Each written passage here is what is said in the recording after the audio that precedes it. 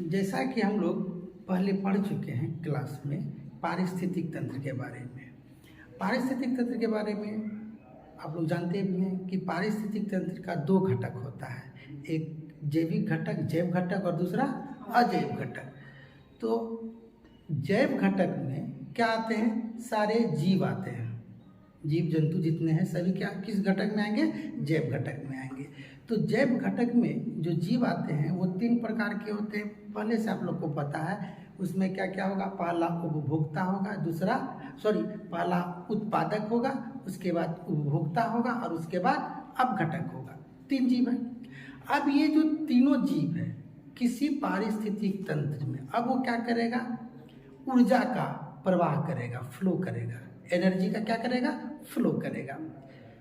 आप जानते हैं कि इस पूरी दुनिया में ऊर्जा का एकमात्र स्रोत सूर्य है। सूर्य से ऊर्जा हरे पेड़ पौधे प्रकाश संश्लेषण क्रिया के द्वारा भोजन में बदल देंगे और फिर उस भोजन को एक जीव से दूसरे जीव में क्या होगा? ट्रांसफर होगा, स्थानांतरण होगा। यह प्रक्रिया क्या कहलाएगा? आहार श्रृंखला कहलाएगा। तो भोजन कहने का अर्थ क्या हुआ कि हम लोग को जो भोजन मिलता है तो भोजन से क्या मिलता है? ऊर्जा मिलता है। तो भोजन एक जीव से दूसरे जीव में जाना अर्थात ऊर्जा का क्या हुआ? स्थानांतरण होगा। एक जीव से दूसरे जीव में भोजन का जाना ऊर्जा का स्थानांतरण कहलाएगा। हम पहले से आहार श्रृंखला फूड चेन के बारे में परिभाषा लिख दिए हैं, अब इसको हम समझा देते हैं लाइन बाय लाइन। क्या कह रहा है कि किसी पारिस्थितिक तंत्र में यह घटना, आहार श्रृंखला की जो घटना है ये कहाँ घटित होती है? पारिस्थितिक तंत्र में, इकोसिस्टम में। अब इस सिस्टम में क्या होगा कि बहुत सारे जीव एक दूसरे से जुड़ेंगे। फेविकॉल से नहीं, फेविकॉल से नहीं जुड़ेगा, एक दूसरे से भोजन के लिए जुड़ेगा। कैसे? श्रृंखलाबद्ध तरीके से। यहाँ पर कौन सा वर्ड है? श्रृंखलाबद्ध। श्रृंखलाबद्ध का मतलब अर्थ हुआ चेन के रूप में, जैसे एक के कड़ी के बाद दूसरा कड़ी होता है। उसी तरह क्या होगा कि एक जीव दूसरे जीव से क्या होगा? भोजन के लिए जुड़ेगा श्रृंखलाबद्ध तरीके से। कैसे जुड़ेगा? तो श्रृंखलाबद्ध तरीके से। कौन जुड़ेगा? तो जीव जुड़ेगा। तो लिखा है कि किसी पारिस्थितिक तंत्र में श्रृंखलाबद्ध तरीके से जुड़े जीवों द्वारा, अब यहाँ जीवों के द्वारा क्या होगा? ऊर्जा का प्रवाह होगा, फ्लो होगा। तो लिख रहा है कि जीवों द्वारा ऊर्जा अर्थात भोजन, भोजन में ऊर्जा है, भोजन में ऊर्जा क्या है? संग्रहित है। तो यह जो ऊर्जा है उसका क्या होगा? ये बहुत इंपॉर्टेंट लाइन है, एक पथीय तथा एक दिशीय। ये ऑब्जेक्टिव में भी क्वेश्चन आ जाता है कि आहार श्रृंखला में भोजन का जो प्रवाह होता है एक दिशीय होता है। एक दिशीय कहने का अर्थ है जैसे घास, घास से बकरी, बकरी से कुत्ता, कुत्ता से बाघ। घास को खाएगा बकरी, बकरी को खा लेगा कुत्ता, और कुत्ता को खा लेगा बाघ। तो एक ही दिशा में हो रहा है ना, तो एक दिशीय हो गया और एक ही पथ है। रास्ता क्या है? एक है। अगर घास नहीं तो बकरी नहीं, बकरी नहीं तो कुत्ता नहीं। तो एक पथ में एक ही दिशा में, एक पथ में एक ही रास्ता है और एक दिशा का अर्थ क्या हुआ? एक ही दिशा में क्या होता है? प्रवाह होता है। क्या हो रहा है? प्रवाह, फ्लो हो रहा है। किस चीज का? ऊर्जा का। ऊर्जा का प्रवाह किस रूप में हो रहा है? भोजन के रूप में। जब एक जीव इस जीव को खाया, घास को कौन खाया? बकरी। फिर बकरी को कौन खाया? कुत्ता। तो कुत्ता क्या हो गया? भोजन हो, बकरी क्या हो गया? भोजन हो गया। कुत्ता क्या? उपभोक्ता हो गया। तो इस तरह से बकरी में जो ऊर्जा था वो कुत्ते में पहुंच गया और कुत्ता में जो ऊर्जा रहेगा बाघ में पहुंच जाएगा, क्योंकि कुत्ता बाघ का भोजन हो जाएगा। अब इस पूरे प्रक्रिया में हर एक जो जीव है, जैसे बकरी, कुत्ता, ये सभी क्या हो गया? कोशी स्तर कहलाएगा। क्या कहलाएगा? कोशी स्तर, ट्रॉफिक लेवल। अंग्रेजी में क्या बोलेंगे? ट्रॉफिक लेवल कहते हैं इसको, हम लोग ट्रॉफिक लेवल कहते हैं। तो कई कोशी स्तर एक दूसरे से जुड़े हुए हैं। तो इस तरह से आप देख लीजिए कि आहार श्रृंखला क्या है। अब अगला प्रश्न देखते हैं, आहार जाल क्या है? क्या है? आहार जाल, फूड वेब। तो फूड वेब में क्या होता है कि बहुत सारी जो आहार श्रृंखलाएं होती है आर-ए से जुड़ के एक जालनुमा संरचना का निर्माण करती है, और इस पूरी जो जालनुमा संरचना बनता है पारिस्थितिक तंत्र में, उसको हम लोग आहार जाल कहते हैं। क्या कहेंगे? आहार जाल। अभी जो आपको लिखा गया है वो आपका आहार श्रृंखला है। कई आहार श्रृंखला एक दूसरे से आड़े से जुड़ के क्या बनाएगा? आहार जाल बनाएगा। अब हम लोग देखते हैं आहार जाल किसे कहते हैं। क्या प्रश्न है? आहार जाल किसे कहते हैं? Food web. पहले जो हम लोग पढ़े वो क्या था? फूड चेन था, आहार श्रृंखला था। अभी हम लोग पढ़ेंगे आहार जाल के बारे में कि आहार जाल क्या होता है। तो यहाँ देखिए लिखा हुआ है, किसी पारिस्थितिक तंत्र में ये जो भोजन का जो स्थानांतरण होता है ये कहाँ पे होगा? पारिस्थितिक तंत्र में ही होगा, जिस तरह से आहार श्रृंखला होता है। तो किसी पारिस्थितिक तंत्र में एक से अधिक आहार श्रृंखलाएं आड़ी तिरछी का मतलब जैसे तैसे, कोई इधर से आ रहा है तो कोई उधर से आ रहा है, इसी को क्या बोलते हैं? आड़ी तिरछी जुड़कर एक जाल नुमा संरचना या रचना बना लेती है। इसी जाल रूपी रचना को आहार जाल कहते हैं। इसको हम उदाहरण से अच्छे से समझ सकते हैं। यहाँ देखिए क्या है, पौधा है, इस पौधे में क्या आएगा? बीज आएगा। इस बीज को कुछ चिड़िया खा लेगा। ये कौन सा चिड़िया माँ? बीज खाने वाला चिड़िया, छोटा चिड़िया। अब इस चिड़िया को कौन खा लेगा? बाज। कौन खाएगा? ईगल, बाज खा लेगा। ठीक है, तो ये एक चेन हुआ, आहार श्रृंखला बना। ये आहार श्रृंखला क्या हो गया? एक। अब देखिए इसी से दूसरा आहार श्रृंखला भी जुड़ा हुआ है। जैसे इस पौधे की पत्तियों को एक छोटा सा कीट है जिसका नाम है टिड्डा ग्रासहोपर, इसको खाएगा। फिर इस टिड्डे को कौन खा लेगा? मेढक खा लेगा। अब मेढक को फिर सांप खा लेगा, और सांप को फिर बाज खा लेगा। तो एक और आहार श्रृंखला बन गया। ये आहार श्रृंखला कौन सा हो गया? दूसरा। फिर एक आहार श्रृंखला में पौधा है, चाहे घास ही हो, उसको कौन खा लेगा? खरगोश खा लेगा। खरगोश को डायरेक्ट कौन खा लेगा? बाज खा लेगा। ये आहार श्रृंखला 3 है। इस तरह से हम देखते हैं कि इस संरचना में 3 आहार श्रृंखलाएं, 1 2 3 आहार श्रृंखलाएं आपस में जुड़ी हुई है, और ये क्या बना लिया? एक जाल बना लिया। इसी जाल को, किसका जाल बना हुआ है? आहार श्रृंखला का जाल है ना। ये आहार श्रृंखला का जो जाल है इसी को हम लोग क्या कहेंगे? आहार जाल कहेंगे। ये कहाँ पे घटित होता है? पारिस्थितिक तंत्र में। क्या क्या याद रखना है इसमें? कि आहार जाल क्या है? कि आहार श्रृंखलाएं, बहुत सारी आहार श्रृंखलाएं जब आपस में जैसे तैसे आड़ी तिरछी जुड़ के क्या बनाती है? एक जाल के जैसा संरचना। किसका जाल? आहार श्रृंखला का जाल। कहाँ पर? पारिस्थितिक तंत्र में। इसमें जीव जुड़े रहते हैं। तो कैसे जुड़े रहते हैं? आड़े तिरछे, जैसे तैसे। इसी जाल को हम लोग क्या कहते हैं? आहार जाल कहते हैं। अगर ये आहार जाल नहीं चलेगा तो पारिस्थितिक तंत्र क्या होगा? खत्म हो जाएगा, क्योंकि जीव भी जीवों का भोजन है, यह आहार श्रृंखला बताता है। ये पारिस्थितिक तंत्र ही बताता है कि जीव ही जीवों का भोजन है। संस्कृत में इसे कहते हैं जीवस्य भोजनम। हम लोग देखते हैं सहभोजिता के बारे में। सहभोजिता क्या है? कॉमेंसलिज्म। कॉमेंसलिज्म को समझने से पहले हम लोग को फिर जाना पड़ेगा कहाँ पर? पारिस्थितिक तंत्र की परिभाषा की। पारिस्थितिक तंत्र की परिभाषा में क्या कहा गया है कि जैव मंडल का, बायोस्फीयर का वह क्रियात्मक और संरचनात्मक इकाई जहाँ जीव के बीच तथा जीव अपने भौतिक वातावरण के बीच अन्योन्य क्रिया करता है, उस इकाई को हम लोग क्या कहते हैं? पारिस्थितिक तंत्र। भौतिक वातावरण कहने का क्या अर्थ हुआ? जीव जहाँ रहता है, जो उसका घर है। घर का अर्थ पक्के का घर और फूस का घर नहीं, बल्कि यहाँ पे क्या होता है? हवा है, मिट्टी है, जल है। तो उस घर के आधार पर हम लोग जीव का अलग अलग नाम रखते हैं। जलीय जीव, स्थलीय जीव, वायवीय जीव, है ना। तो जीव जहाँ पर रहते हैं वहाँ पर वो क्या करते हैं? एक जीव दूसरे जीव के साथ प्रतिक्रिया करते हैं, रिएक्शंस देते हैं।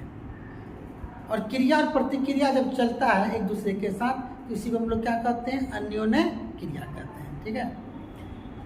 तो यहाँ पे जो जीव एक दूसरे के साथ जो संबंध बनाता है वो कई प्रकार का संबंध हो सकता है। हम लोग जिस समाज में, जिस घर में, जिस परिवार में जहाँ रहते हैं वहाँ पर भी हम लोग संबंध बनाते हैं। कभी देखिएगा कि ऐसा संबंध ही बन जाता है कि हमसे किसी को फ़ायदा होता है लेकिन हम उससे कोई फ़ायदा उठाने की कोशिश नहीं करते हैं। कुछ ऐसा संबंध होता है हम भी उससे फ़ायदा लेते हैं, आगे वाला भी हमसे फ़ायदा लेता है। कुछ ऐसा भी संबंध होता है कि जिसमें एक फ़ायदा लेता है, दूसरा उसके बदले में नुकसान पहुंचाता है, वो भी संबंध होता है। तो यहाँ पर हम लोग बात कर रहे हैं किस संबंध के बारे में? कॉमेंसलिज्म, सहभोजिता के बारे में। तो यह एक ऐसा संबंध होता है दो जीवों के बीच जिसमें क्या होता है कि एक जीव तो लाभ प्राप्त कर लेता है लेकिन दूसरे जीव को इससे न तो लाभ है न इससे हानि है। इसको हम लोग क्या कहते हैं? सहभोजिता कहते हैं। अब जो लिखा हुआ परिभाषा है उसको एक एक शब्द बोल के समझा देते हैं। क्या कह रहा है कि दो जीवों के बीच, किसके बीच संबंध? संबंध कभी अकेले बनता है जी? नहीं। संबंध बनाने के लिए दो जीव चाहिए, भाई बहन एक संबंध है। दो जीव की जरूरत है कि नहीं? दो व्यक्ति की जरूरत है कि नहीं? माता पिता, है ना, दोस्त, ये सभी क्या है? संबंध है। इसमें दो की जरूरत होती है, दो से अधिक का भी जरूरत होता है। कहते हैं दो जीवों के बीच एक क्या है? यह संबंध है। सबसे पहली बात कि सहभोजिता क्या है? तो क्या दिमाग में आना चाहिए हम लोगों का कि सहभोजिता क्या है? एक संबंध है। अब संबंध है तो कैसा संबंध है? लाभ और हानि वाला संबंध है, नफा और नुकसान वाला संबंध है, फायदा और नुकसान वाला संबंध, जिसमें एक जीव को क्या मिलता है? लाभ प्राप्त होता है। एक जीव लाभ प्राप्त करता है तथा दूसरा जो जीव है इस जीव को न तो लाभ होता है न ही हानि होता है, न्यूट्रल रहता है। ऐसा संबंध क्या कहलाता है? सहभोजिता कहलाता है। क्या कहेंगे ऐसे संबंध को? सहभोजिता कहेंगे, जिसमें एक जीव को तो लाभ मिलेगा, दूसरे जीव को न तो लाभ होगा न तो हानि होगा, उसको हम लोग सहभोजिता कहेंगे। इसका एक अच्छा एग्जाम्पल हम लोग देख सकते हैं। अगर आप लोग आम का पेड़ देखे होंगे पुराना, ये अगर आम का पेड़ है ना, तो यहाँ पे जो डाली होता है यहाँ पर एक एपीफाइट अधिपादक उगते हैं जो इससे सिर्फ चिपके हुए रहते हैं। इसका पत्ता प्याज के पत्ते की तरह होता है और इसका जो जड़ होता है नीचे में हवा में लटकता रहता है। ठीक है। इस पादप का नाम है आर्किड। क्या नाम है? आर्किड। ये आर्किड का पौधा, और ये किसका पौधा है? आम का। ये आम का जो पेड़ है और ये आर्किड का जो पौधा है, इस दोनों के बीच क्या एक संबंध है? आम के पेड़ को इस आर्किड से कोई फायदा नहीं है। ये पुराना सब आम का पेड़ होगा ना, उसमें ऐसा पादप उग जाता है, पौधा उग जाता है जो इसे सिर्फ चिपका हुआ रहता है। पत्ता कैसा रहेगा? प्याज के पत्ते की तरह बड़ा बड़ा, लहसुन प्याज के पत्ते की तरह इसमें ग्रीन कलर का रहता है और इसमें फूल आता है, कभी कभी पर्पल बैगनी कलर का फूल भी आता है। पुराना पेड़ में ऐसा होता है। तो आम के पेड़ को इस आर्किड से कोई फायदा नहीं है, न कोई नुकसान है, लेकिन आर्किड के पौधे को फायदा है। कौन सा फायदा है? इसको रहने के लिए ठिकाना मिला हुआ है। इसको रहने के लिए ठिकाना मिला हुआ है। और सबसे बड़ी बात, एक इंटरेस्टिंग बात यह है, ये जो आर्किड का जो पौधा है ना, ऐसा नहीं कि इस आम के पेड़ से जुड़ गया है और इसका जो पोषक तत्व है भोजन यूज कर रहा है, नहीं, वो यूज नहीं करता है। अगर ये इसका यूज करता तो आम के पेड़ को इससे क्या होता, हानि मिलता, हानि होता, इसको हानि नहीं देता है। इसका जो जड़ होता है हवा में लटकता रहता है। अरे कोई बच्चा अगर नीट की तैयारी कर रहा है तो यहाँ से क्वेश्चन आता है कि इस लटकते हुए हैंगिंग जड़ को क्या कहते हैं, तो वेलामन कहते हैं। क्या कहते हैं, वेला। ठीक है, इस हैंगिंग जड़, लटकता हुआ जड़ को क्या कहते हैं, वेलामन कहते हैं। एक तो ये एग्जाम्पल हो गया। एग्जाम में अगर क्वेश्चन आ गया तो आम का पेड़, ऑब्जेक्टिव में आम का पेड़ और ऑर्किड के पौधे के बीच कौन सा संबंध है, तो याद रखेंगे कॉमेंसलिज्म में, अर्थात सहभोजिता का संबंध है। दूसरा और एक एग्जाम्पल है, दूसरा जो एग्जाम्पल है आपका एक बता दें, ग्रेजिंग एनिमल। दूसरा एग्जाम्पल क्या है, चारण पशु। कौन सा पशु, चारण पशु। चारण पशु कहने का मतलब क्या हुआ, जो जानवर घास को चरता है, चरने वाला जानवर, मवेशी। और बगुला, कौन सा, बगुला पक्षी है। इस दोनों के बीच जो संबंध बनेगा उसको भी सहभोजिता कहेंगे। अब कैसे, क्या होता है कि जो चरने वाला जो मवेशी होता है, बड़ा बड़ा घास में चढ़ता है, वो आगे बढ़ता जाता है। ठीक है, तो आगे जब बढ़ता जाता है तो बहुत सारा कीट पतंग होता है जो उस घास में, झाड़ी में छिपा हुआ रहता है। बोगले को समझ में नहीं आता, बोगला उसको नहीं खा पाता है, लेकिन बोगले को तो भूख लगा हुआ होता है। लेकिन जब मवेशी आगे बढ़ता है उसको चरने के लिए, खाने के लिए, तो मवेशी के आगे बढ़ने से चरने की प्रक्रिया के दौरान बहुत सारा कीट जो छिपा हुआ रहता है वो बाहर निकल जाता है, छोटा छोटा कीट बाहर निकलता है। और बोगला को तो बस इसी मौके की तलाश होती है और बोगला आराम से उस कीट को खाता है। ठीक है, सेम यही एग्जांपल आप देखिए, अगर आप गांव से बिलोंग करते हैं, किसान परिवार से अगर आप बिलोंग करते हैं, तो देखिएगा कि ट्रैक्टर जब चलेगा तो उसके पीछे बहुत सारा चिड़िया चलता है, पीछे पीछे। ठीक है, ऐसा क्यों होता है कि जमीन में जो छिपा हुआ जितना कीट होता है वो बाहर निकल आता है और चिड़िया उसको आसानी से पकड़ के खा लेता है। वही चीज़ यहाँ होता है कि जब मवेशी घास को चरने के लिए आगे बढ़ता है तो उसके पीछे जो बगुला ऐसी चिड़िया है वो उसको क्या करता है, कीट को आसानी से पकड़ लेता है और खा लेता है। तो इसमें चारण पशु को बगुला से न तो कोई फायदा है और न कोई नुकसान है, लेकिन बगुले को इस पशु से क्या है, फायदा है, पॉजिटिव है, प्लस लिखेंगे। चारण पशु से बगुला को फायदा होता है, लेकिन बगुला से इस पशु को कोई फायदा नहीं होता है, ग्रेजिंग एनिमल से कोई फायदा नहीं होता है। एक और एग्जांपल देखते हैं, इसका एग्जांपल ज़्यादा इंपॉर्टेंट, ऑब्जेक्टिव में एग्जांपल ही आएगा क्योंकि बहुत सारे पारिस्थितिक तंत्र में जो जीवों के बीच जो संबंध है उसके बारे में आएगा। एक और है तीसरा, सी एनीमोन, जिसको हम लोग कहते हैं समुद्री एनीमोन। समुद्री एनीमोन, और एक मछली है इसका नाम है क्लाउन फिश या क्लाउन मछली। कौन सी मछली है, क्लाउन मछली।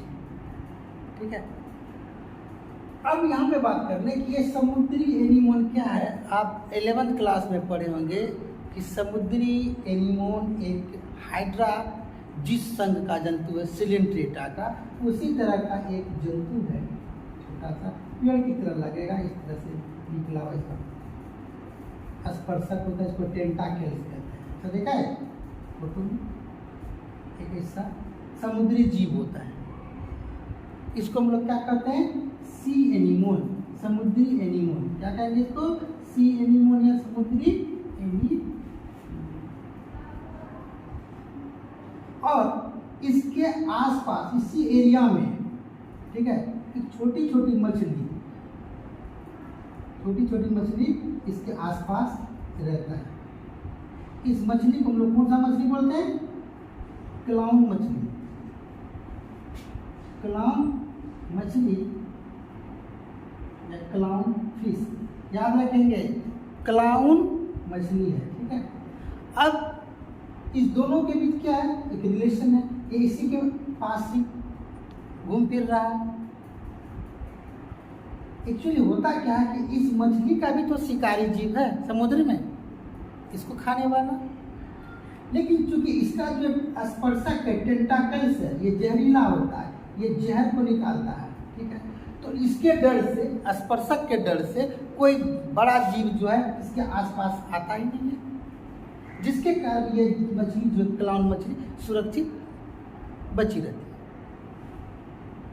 तो इस संबंध में, इस दोनों के बीच जब संबंध बना ना, समुद्री एनीमोन को इस क्लाउन मछली से कोई फायदा नहीं है, लेकिन इस क्लाउन मछली को, ये जो क्लाउन मछली है, छोटी सी मछली, इस मछली को इससे फायदा है। किस चीज़ का फायदा है? उसको सुरक्षा मिलता है, प्रोटेक्शन मिलता है। यह जो संबंध हुआ, कौन सा संबंध कहलाएगा? सहभोजिता, कॉमेंसैलिज्म। अब संक्षेप में एक बार रिपीट कर दें कि कॉमेंसैलिज्म क्या है। तो दो या दो से अधिक जीवों के बीच एक ऐसा संबंध जिसमें एक जीव को तो लाभ प्राप्त होता है, दूसरे जीव को न तो लाभ होता है न तो हानि होता है।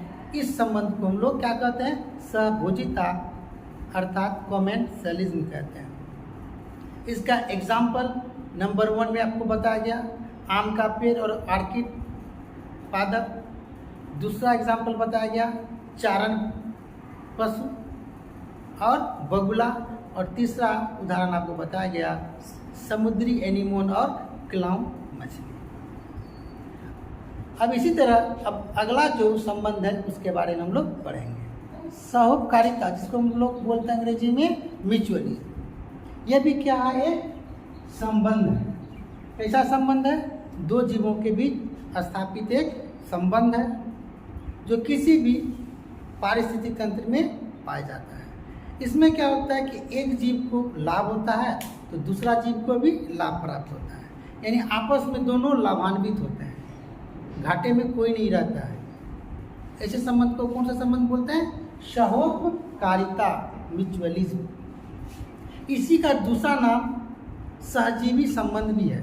दोनों में कन्फ्यूजन नहीं करना है कि सहोपकारिता अलग हो गया, सहजीवी संबंध अलग है, दोनों एक ही चीज़ है। दोनों में भी क्या होता है, क्योंकि दोनों चीज़ एक ही है, सिर्फ नाम अलग अलग है। इसको अंग्रेजी में हम लोग क्या कहते हैं? म्यूचुअलिज्म। इसमें अगर कोई जीव ए है तो इसको भी फायदा प्राप्त होता है, अगर कोई जीव बी है तो इसको भी फायदा प्राप्त होता है। इसका सबसे जो अच्छा उदाहरण है, एक कई बार हम बता चुके हैं, वो है एक लाइकेन। कौन सा है? लाइकेन है। दूसरा इसका एग्जाम्पल माइकोराइजा है, माइकोराइजा। तो माइकोराइजा और लाइकेन ये क्या, कौन सा संबंध बताता है? सहजीवी संबंध अर्थात सहोपकारिता को बताता है। माइकोराइजा के बारे में पहले एक वीडियो में बना के पढ़ा चुके हैं,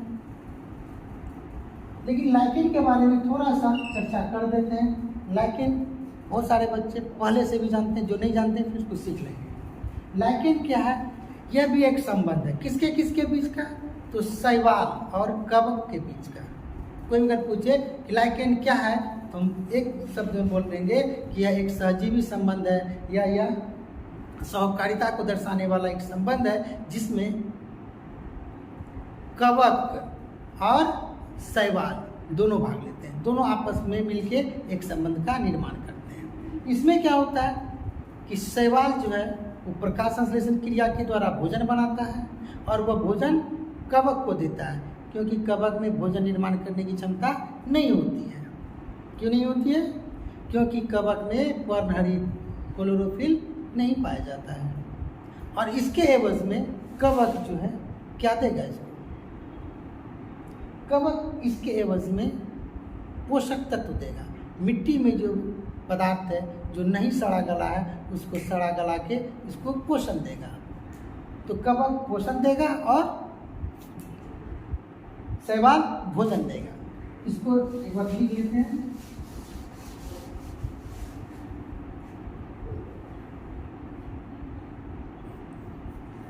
लाइकेन। इससे अच्छा खासा क्वेश्चन एग्जाम में आ जाता है, ऑब्जेक्टिव प्रश्न। तो लाइकेन क्या है? सहजीवी संबंध है, सहजीवी संबंध। ठीक है, इस संबंध का क्या नाम है? सहकारिता।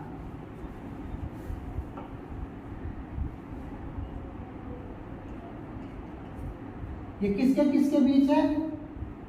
दूध, एक शैवाल अलगी और दूसरा है कवक फंगस। इस दोनों के बीच के संबंध का क्या नाम है? सहकारिता। इसमें क्या होता है? शैवाल को भी फायदा होता है। यह शैवाल को क्या देता है? कवक पोषण देता है। क्या देगा? पोषण देगा, पोषक पदार्थ देगा, और शैवाल इसके वजह इसको क्या देगा? भोजन देगा। और इससे जो ऑब्जेक्टिव प्रश्न आता है बोर्ड में, एक चीज याद रख लीजिए कि शैवाल जो है वायु प्रदूषण का सबसे बड़ा इंडिकेटर है, सूचक है। किस प्रदूषण का? अगर वायुमंडल में सल्फर डाइऑक्साइड गैस है, अगर ये बढ़ जाए तो शैवाल का कलर जो है काला पड़ने लगता है, मुरझाने लगता है। अगर जिस भी एरिया का शैवाल अगर लाइकेन अगर मुरझाने लगे तो समझना चाहिए कि यहाँ पर SO2 गैस से होने वाला प्रदूषण हो चुका है। अर्थात ये क्या लाइकेन क्या? SO2 गैस के द्वारा बताने वाला वायु प्रदूषण का सूचक है। ये ऑब्जेक्टिव में कई बार आ चुका है। ठीक है, तो शैवाल क्या है? वायु प्रदूषण का सूचक है। तो वायु में कौन सा गैस का सूचक है? तो सल्फर डाइऑक्साइड का। इसके अलावा एक बात इससे संबंधित याद रखना है कि लाइकेन का इस्तेमाल पीएच जो पेपर लैब में, प्रयोगशाला में इस्तेमाल किया जाता है, इसको बनाने में इसी लाइकेन का प्रयोग किया जाता है। तो दो बात इसका इम्पोर्टेंट याद रखेंगे। एक क्या है कि यह वायु प्रदूषण का सूचक है, सल्फर डाइऑक्साइड गैस का।